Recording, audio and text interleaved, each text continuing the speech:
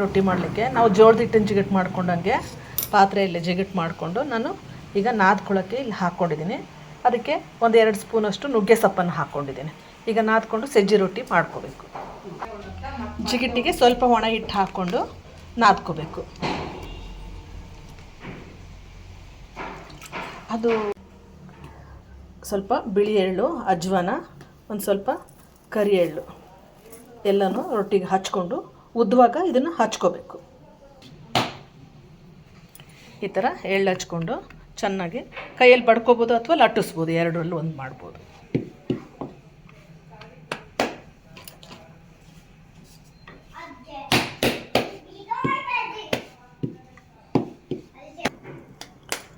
ರೊಟ್ಟಿ ಹಾಕ್ಬಿಟ್ಟು ಇದ್ರ ಮೇಲೆ ಸ್ವಲ್ಪ ತ್ಯಾವ ಬಟ್ಟೆ, ಹಸಿ ಬಟ್ಟೆಯಿಂದ ನೀರು ಹಚ್ಕೋಬೇಕು. ಜೋಳದ ರೊಟ್ಟಿಗೆ ಮಾಡೋ ಥರನೇ ಹಚ್ಕೋಬೇಕು.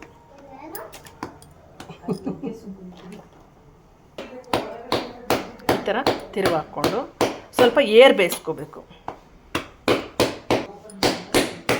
ಹೀಗೆ ಬಿಸಿ ತಿನ್ನುತ್ತೀವಿ ಅಂದರೆ ಮೆತ್ತಗೆ ಬೇಯಿಸ್ಕೋಬೋದು.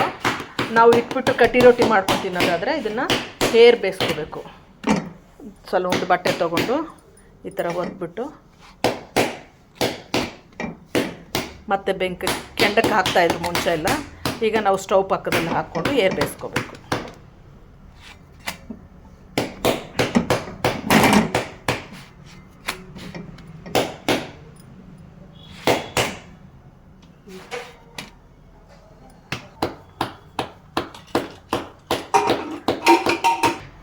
ಈ ಥರ ಹಿಂಗೆ ಹಂಚು ಪಕ್ಕದಲ್ಲಿ ಹಾಕ್ಕೊಂಡಾಗ ರೊಟ್ಟಿ ಮಾಡೋ ಅಷ್ಟೊತ್ತಿಗೆ ಅವು ಗಟ್ಟಿ ಆಗ್ತವೆ.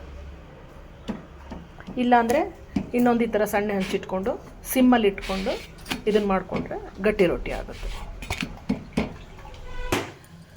ಈ ಥರ ಹಿಂಗೆ ಸ್ಟವ್ ಸುತ್ತಲೂ ಹಾಕ್ಕೊಂಡಾಗ ಅವು ರೊಟ್ಟಿ ಮಾಡಿ ಮುಗಿಸೋ ಅಷ್ಟೊತ್ತಿಗೆ ಚೆನ್ನಾಗಿ ಗಟ್ಟಿ ರೊಟ್ಟಿ ಆಗ್ತವೆ. ಗಟ್ಟಿ ರೊಟ್ಟಿ ಅಥವಾ ಏರಾಗ್ತವೆ, ಖಡಕ್ ರೊಟ್ಟಿ ಆಗುತ್ತೆ.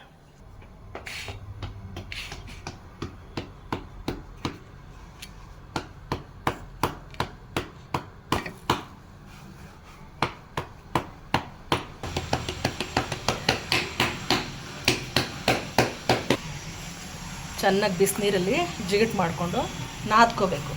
ಚರ ಅಂತೇಳಿ ಚೆನ್ನಾಗಿ ನಾದ್ಕೋಬೇಕು. ಸಜ್ಜಿ ಹಿಟ್ಟು ಹಳೇದಾಗಿದ್ದರೆ ಜೋಳದ ಹಿಟ್ಟಿಂದ ಜಿಗಿಟ್ ಮಾಡಿಕೊಂಡು ಸಜ್ಜಿ ಹಿಟ್ಟು ಹಾಕಿ ನಾದ್ಕೋಬೇಕು.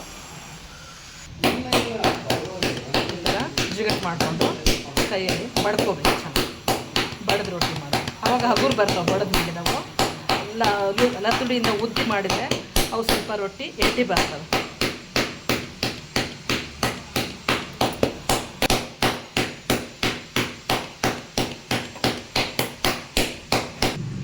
ಈ ಥರ ಎಳ್ಳು, ಅಜ್ವಾನ ಎಲ್ಲ ಹಾಕಿದೆ. ಈಗ ಇದನ್ನು ಬೇಯಿಸ್ಕೊಂಡು ಈ ಥರ ಸಜ್ಜಿದ ರೊಟ್ಟಿ, ಗಟ್ಟಿ ರೊಟ್ಟಿ ರೆಡಿ ಆಗಿದೆ.